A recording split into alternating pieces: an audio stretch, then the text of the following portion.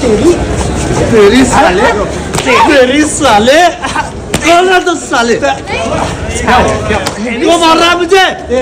सनातन धर्म की जय हो, सनातन धर्म की जय हो, सनातन धर्म की जय हो, सनातन धर्म की जय हो। किसी भी तरह का वायलेंस हमें संविधान नहीं सिखाता, जो मैं समझता हूँ। बाकी आप ये देखिए कि जिस तरीके से उस व्यक्ति ने सीजेआई के ऊपर जूता चलाया था, क्या यह बात उसको नहीं समझनी चाहिए थी? आज तमाम जो एक मेन स्ट्रीम मीडिया है इस मामले का जो खंडन करते हैं, इस मामले की निंदा करते हैं, क्या उन्होंने उस मामले की, जब सीजेआई पे उसने जूता चलाया था, सीजेआई पे उसने हमला किया था, सीजेआई पे उसने अपने मनवादी तरीका अपनाया था, क्या उस वक्त नहीं देखना चाहिए था उनको कि किस तरीके से उसने जो ये संवैधानिक तौर पर जो संविधान की अवहेलना की है, ठीक है ना, कोर्ट प्रोसीडिंग की अवहेलना की है और एडवोकेट एक्ट की अवहेलना की है, क्या उस वक्त संविधान खतरे में नहीं था? क्या उस वक्त संविधान पर चोट नहीं थी कि एक संवैधानिक पद पर रहने वाले व्यक्ति को, जो सीजेआई है, भारत के चीफ जस्टिस ऑफ इंडिया थे, क्या उनके ऊपर हमला, क्या उसको आप किस रूप से देखते हैं? जब आप इस घटना को इस रूप से देखते हैं कि ये संविधान के खिलाफ है, किसी ऐसे व्यक्ति पर हमला है जो निर्दयी है या थोड़ा सीनियर सिटीजन है, क्या मैं इस मामले को हम इस तरह से भी देख सकते हैं ना कि उस व्यक्ति को मानसिकता क्या रही होगी जिसने सीजीआई को ऑन कोर्ट के अंदर जूता दिखाया था? तो इस मानसिकता को भी संविधान के खिलाफ में हम तो समझते हैं, लेकिन जो ये कल हुआ है उसके साथ ये भी संविधान के खिलाफ है। लेकिन एक्शन का रिएक्शन जरूरी है।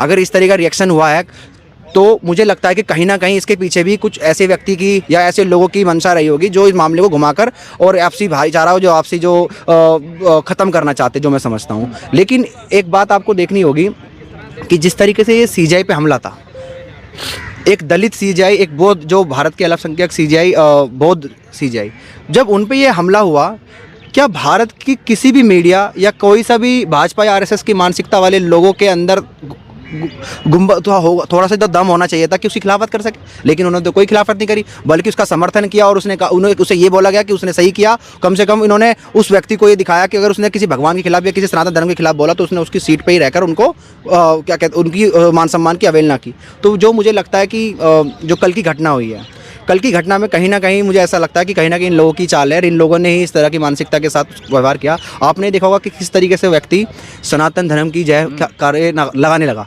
पर आप उसमें देखिए जब सनातन धर्म की जयकार के नारे लगा रहा था वो, जैसा आपने 3 इडियट मूवी का एक सीन देखा होगा, जब आमिर खान मंदिर में जाता है, जब उसे लोग मारने वाले होते हैं तो वो हनुमान की तस्वीर चिपका लेता है, कहीं शेर माता शेरवाली की फ़ोटो चिपका लेता है। तो आज इन लोगों का ये ट्रेंड हो चुका है कि चाहे मुद्दा कोई संवैधानिक हो, चाहे राजनीतिक हो, चाहे आर्थिक हो, लेकिन इन्होंने कहीं ना कहीं धर्म का एजेंडा देकर, धर्म का रंग देकर, ये मानसिक रूप से जो बीमार लोग हैं, ये आपस में भाईचारा खत्म करना चाहते हैं, संवैधानिक पर्सपेक्टिव खत्म करना चाहते हैं, संवैधानिक दृष्टिकोण खत्म करना चाहते हैं भारत में। लेकिन मैं समझता हूँ कि जो उस व्यक्ति के साथ हुआ, कहीं ना कहीं उसको इस बात की सीख मिलनी चाहिए थी कि एडवोकेट समाज उसके खिलाफ है।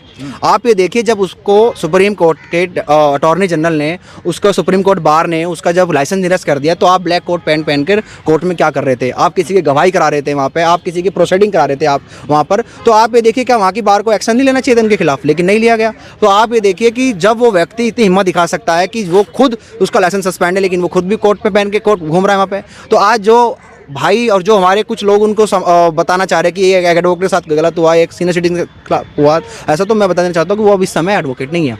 इस समय उसको कोई भी एडवोकेट वाले बेनिफिट नहीं मिलेंगे, फ्रेटर्निटी के कोई भी बेनिफिट नहीं मिलेंगे। लेकिन रही बात अगर ये सनातन की बात करते हैं कि उसने सनातन का अपमान हुआ है, कि उसको थप्पड़ लग गया या उसको चप्पल लग गई तो सनातन का अपमान हुआ है, तो मैं ये बता देना चाहता हूँ, क्या वो अपमान, जब सीजेआई पर जूता चलाया था, क्या वो अपमान किसका था? नहीं, वो अपमान किसका था? आप ये बताइए मुझे। जब सीजेआई पे हमला हुआ, जब सीजेआई पे जूता दिखाया गया, वो किसका अपमान था? क्या वो संविधान का अपमान नहीं था? और हम तो ये बात कह देना चाहते हैं कि जिस तरीके से हमें पता चल रहा है, कुछ हमारे साथी लोग बता रहे हैं, कुछ उसने अपने एएनआई के न्यूज़ चैनल पे भी इंटरव्यू दिया था और किशोर ने, वो अपने आप को खुद दलित बता रहा है। ये लड़ाई तो किसी धर्म के खिलाफ नहीं है, ये किसी जाति के खिलाफ नहीं है। जो कुछ लोग इसको धार्मिक प्रपंच बनाने की कोशिश कर रहे हैं, कुछ सनातन के बनाने की कोशिश कर रहे हैं, ये बिल्कुल गलत है। आप ये देखिए, जब उसने अपने आप को दलित बताया, तो जो भी मारने वाला व्यक्ति होगा वो कहीं ना कहीं बाबा साहब से जुड़ा हुआ होगा, या जस्टिस बी आर गवई के प्रति अपनी श्रद्धा रखता होगा, या संविधान के प्रति श्रद्धा रखता होगा। भाई कोई भी व्यक्ति संविधान को मानने वाला है, जो संविधान को मानता है, संविधान को में श्रद्धा रखता है, संविधान को ये मानता है कि उसके वजह से, संविधान की वजह से उनको हक अधिकार मिले। तो आप ये देखिए, जब सीजेआई पे हमला हुआ तो वो भी देख संवैधानिक पद पे थे, बड़े पद पे थे। आप ये देखिए, जब सीजेआई का मतलब सीधा सीधा होता है कि इज इक्वल टू राष्ट्रपति, इज इक्वल टू प्रेसिडेंट। अब प्रेसिडेंट पे ये ऐसे पद वाले पे जब हमला होगा, तो क्या जो भारत के जो लोग हैं, क्या उन पे उनके मन में कुंठा जागृत नहीं होगी कि ऐसे व्यक्ति को सबक सिखाना चाहिए। तो यही सबक सिखाने के लिए कार्रवाई भी तो करनी चाहिए थी, लेकिन कानूनी कार्रवाई नहीं हुई। आप ये देखिए, हमारे जस्टिस बी आर गवई साहब का इसमें बड़ा दिल था। ये बड़ा दिल इसलिए था क्योंकि उन्हें ऐसा फील हुआ होगा, जहाँ तक मैं समझता हूँ, कि मैं इतने बड़े पद पर रहने वाला व्यक्ति अगर SC/ST एक्ट में उस पर कंप्लेंट दर्ज कराता हूँ या उस पर ऐसी शिकायत दर्ज कराता हूँ तो कहीं ना कहीं उनके मान सम्मान को अवेल ना होती। लेकिन जस्टिस बी आर गवई को ये अच्छे से मालूम था कि उनका समाज बहुत बड़ा है, उनके एडवोकेट की फ्रेंडिटी बहुत बड़ी है, जो ये समझती है, जो संविधान को मानने वाले लोग हैं, जो संविधान में अपनी श्रद्धा रखते हैं, ऐसे लोग बहुत हैं जो कहीं ना कहीं उसको सबक सिखाने के लिए बैठे हुए हैं। आप ये देखिए, अब तो वो जो एडवोकेट बनाने की कोशिश कर रहे हैं कि वो एडवोकेट था, फ्रेटर्निटी का था, तो वो मैं समझता हूँ कि उन लोगों को शायद एडवोकेट एक्ट पढ़ लेना चाहिए कि जब उस पर बार ने उसका लाइसेंस रद्द कर दिया तो उसको एडवोकेट को कोई बेनिफिट नहीं मिलनी चाहिए, और वो फिर भी ब्लैक कोट पहन के कोर्ट में घूम रहा है। तमाम वकील हैं जो बाबा साहब को तमाम उल्टा सीधा कहते हैं और कहते हैं कि वो संविधान के निर्माता नहीं है, तो उन जैसे वकीलों का क्या होगा? आप ये देखिए, ये अब जो लड़ाई चल रही है भारत में, ये सिर्फ मनुवाद और अम्बेडकरवाद की लड़ाई है। ये जो मनुवादी लोग हैं, जो आप जिस व्यक्ति की तरफ इशारा कर रहे हैं, मैं वो भी समझ रहा हूँ, और ये बात उसको भी जान लेना चाहिए कि जिस तरीके से ये किशोर पर जिस तरीके से ये हमला हुआ है, तो अनिल मिश्रा को भी अपनी बात समझ लेनी चाहिए कि वो चाहे कहीं भी बैठा हो, किसी भी जगह बैठा हो, कहीं ना कहीं अम्बेडकरवादी लोग होंगे तो उसको सबक सिखाने का काम करेंगे। ऐसा नहीं है उसको अभी भड़का रहे हैं, तो फिर ये भड़काने का काम नहीं है।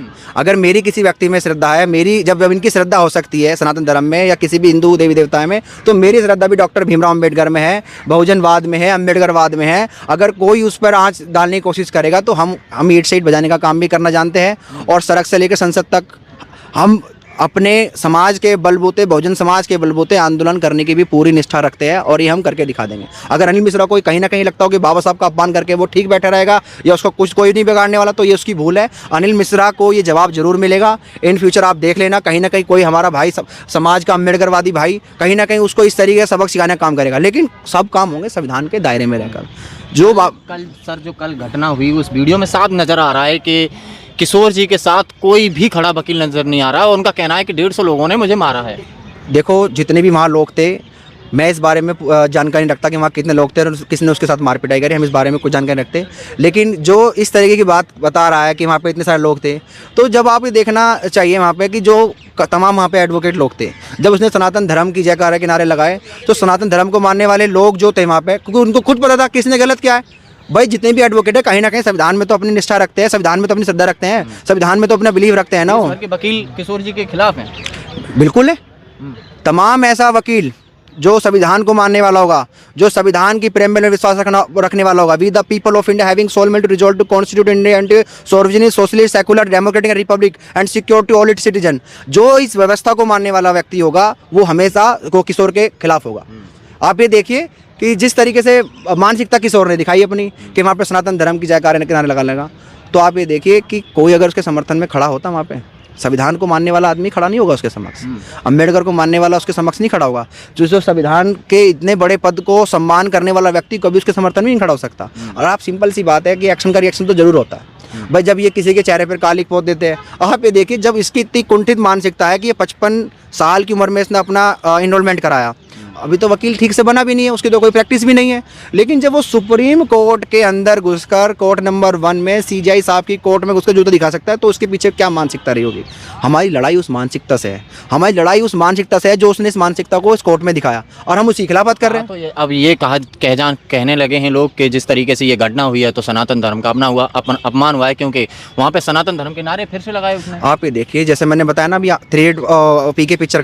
पीके पिक्चर में आमिर खान क्या करता है, जब उसको कोई किसी भी धर्म के लोग उसे मारने जाते हैं तो वो उसी भगवान की फोटो लगा लेता है अपने चेहरे पर। तो उसने तो वो किया। सनातन का जो मकसद है, इनका जो फिलहाल जो चल रहा है इनका इस समय, इस लड़ाई को देखते हुए ये सनातन धर्म को ऐसे मजाक बना रहे हैं लोग कि छोटी छोटी लड़ाइयों में, संवैधानिक लड़ाइयों में ये भगवान का नाम लेकर, सनातन धर्म का नाम लेकर अपने लिए पब्लिसिटी बटोर लेते हैं, और ऐसे तमाम लोग जो सनातन धर्म को मानने वाले हैं उनकी इमोशनली उनको अटैच कर लेते हैं अपने से कि सनातन का अपमान हुआ। ये व्यक्तिगत लड़ाई है। जो किशोर के साथ जो भी हुआ, कल जो भी हमला हुआ, ये व्यक्तिगत लड़ाई थी। किसी ऐसे वकील को बुरा लगा कि उसने सीजीआई साहब के यहाँ कोर्ट में जूता चलाया, तो उसने उसके साथ वो कर दिया। तो इसमें कोई बड़ी बात नहीं है कि इस बात को इतनी हवा देनी चाहिए, इस बात को हमें इतना बड़ा मुद्दा बनाना चाहिए कि सनातन का अपमान है। मैं तो नहीं समझता कि सनातन का अपमान है। समर्थन करते हैं इस चीज़ का। देखो मैं वायलेंस का समर्थन नहीं करता। ये लड़ाई संवैधानिक तरीके से भी हो सकती थी और ये संवैधानिक तरीके से चल भी रही है। हमने खुद अटॉर्नी जनरल को लिख भी रखा है इसकी इस प्रोसीडिंग के कंटेम्प्ट प्रोसीडिंग के लिए, और वो प्रोसीडिंग अभी कोर्ट में चल रही है और उसका लाइसेंस का निरस्त हो चुका है। तो यही तो संवैधानिक व्यवस्था है ना, यही तो कानून व्यवस्था है। कोई भी अगर व्यक्ति किसी के खिलाफ कोई कार्य करता है तो हम तो पैनल वाले मानने वाले लोग हैं ना, BNS को मानने वाले लोग हैं, कॉन्स्टिट्यूशन को मानने वाले लोग हैं, उसके तहत उसके साथ कार्रवाई हो रही है। और ऐसा नहीं है कि कार्रवाई नहीं होगी, कार्रवाई 100% हो रही है। अब आप ये देखिए संवैधानिक तौर पर तो उसका लाइसेंस रद्द हुआ ना, वो हो चुका है इसका रद्द। तो यही संवैधानिक व्यवस्था है हमारी, यही कानून व्यवस्था है हमारी। इस घटना के बाद क्या लग रहा है कि दलितों में कुछ जागरूकता आएगी या फिर बहुजन समाज इस चीज़ से सीख लेगा कुछ? मैं आपको ये बता देना चाहता हूँ कि इस समय जो वर्तमान की जो गवर्नमेंट है, वर्तमान की जो भारत सरकार है, वो इस समय सबसे ज़्यादा काम कर रही है मुसलमानों के खिलाफ। लेकिन लड़ कौन रहे हैं? आप ये देखिए रोड पे सारे दलित मिलेंगे आपको लड़ने वाले। तो कम से कम हमारे जो दलित भाई है, जो हमारे SC भाई है, जो हमारे SC ST OBC के लोग हैं, कम से कम उनके अंदर ये मानसिकता तो बनेगी कि अब इनका सामना हमें किसी भी रूप में करना पड़ सकता है। क्योंकि आप ये देखिए कि जिस तरीके से ये हमले हो रहे हैं हमारे ऊपर, हमारी तमाम, हमें घोड़ी पे नहीं बैठने दिया जा रहा, हमारे मूंछ नहीं रखने दिया जा रहा, हमें ठीक है ना, और हमारे जितने भी एडमिन में लोग हैं, IPS जैसे लोगों के साथ इतनी जातिवादी मानसिकता के साथ उनका मर्डर हो जाता है, ठीक है ना। तो आप ये देखिए कि कब तक हम जुर्म सहन करेंगे। तो कभी ना कभी तो हमें किसी न किसी तरीके, किसी न किसी रूप में इनका सामना तो करना पड़ेगा। लेकिन आज सामना कौन कर रहा है? सिर्फ भारत के सिर्फ तमाम जो SC लोग हैं वही संविधान की लड़ाई लड़ रहे हैं। आज जब पूरा विपक्ष आज आप देखो कि संविधान को हाथ में लिए घूम रहा है, वो किसकी बदौलत है? वो तमाम आपकी बहुजन मीडिया की तो बदौलत है ना, जो आज वो संविधान को हाथ में लिए घूम रहे हैं। नहीं तो आप ये देखिए विपक्ष ने भी कहीं ना कहीं संविधान के खिलाफ काम किया, लेकिन आज उनको देखेंगे आप तो वो भी संविधान को हाथ में लिए घूम रहे हैं। भारत के 50% जो रिजर्वेशन की रीच है उसको खत्म करने की बात करते हैं, जाति जनगणना की बात करते हैं, ठीक है ना। और आप ये देखिए जो ये मुद्दा चल रहा है इस समय भारत में, हिंदूवाद और ब्राह्मणवाद का, उसको खत्म करने की बात करते हैं। तो आपके ताकत है, ये संविधान की ये ताकत है, संविधान के अंदर ये ताकत है कि आप कोई भी अल्पसंख्यक समुदाय को के राइट्स को हम प्रोटेक्ट ही करेंगे, उनका वायलेशन नहीं करेंगे। आज जितने भी अल्पसंख्यक हैं उनके अधिकारों का वायलेशन हो रहा है, उनके कलेक्टिव राइट्स का वायलेशन हो रहा है। तो कहीं ना कहीं संविधान तो उनका संरक्षण कर रहा है। ये मनुवाद तो क्या कर रहा है? मनुवाद सनातन धर्म के जितने भी व्यक्ति हैं उनके मन में क्या मानसिकता है? आप ये देखिए हिंदू आज तमाम मज़ारों पर ये हनुमान चालीसा करने का पाठ कर रहे हैं। तो ये क्या मानसिकता? क्या ये भारत के जो अल्पसंख्यक समुदाय के लोग हैं, जो मुस्लिम समुदाय के लोग, क्या उनकी खिलाफत काम नहीं है? लेकिन वो लोग नहीं समझ रहे क्योंकि कम शिक्षा है वहाँ पर, संविधान के बारे में कम जानकारी है। मैं ये कह रहा हूँ जो भी धार्मिक रूप में जो भी देश या जो भी समुदाय पनपता है उसका हमेशा विन्यास होता है। आप ये देखिए तमाम जितने भी धार्मिक रूप से जितने भी देश है, कहीं ना कहीं धार्मिक कम्युनलिज्म जब बढ़ा है तो देश का नाश हुआ है। आप पाकिस्तान के हालात देख लिए, अफगानिस्तान के हालात देख लिए, बांग्लादेश के हालात देख लिए, और तो और आप नेपाल के हालात देख लीजिए। तो आप हमें इस बात को समझना पड़ेगा कि जब तक भारत में या किसी भी अन्य देश में एक धर्म के आधार पर मानसिकता के लोग पैदा होंगे या उस आधार पर देश को चलाने की बात करेंगे या अपने हिसाब से धर्म के हिसाब से अधिकारों की बात करेंगे, तो जाहिर सी बात है कि दूसरा अल्पसंख्यक समुदाय है, दूसरा अल्पसंख्यक धर्म है, उनको तो खतरा होगा। तो संविधान उसको प्रोटेक्ट करता है, संविधान उनको प्रोटेक्ट करता है और आगे भी प्रोटेक्ट करता रहेगा जब तक संविधान और हम जैसे संविधानवादी लोग हैं इस देश के अंदर कहीं ना कहीं कॉन्स्टिट्यूशन मैंडेट हम करते रहेंगे, ऐसे आंदोलन करके, अरे सुप्रीम कोर्ट में हम लड़ाई करके।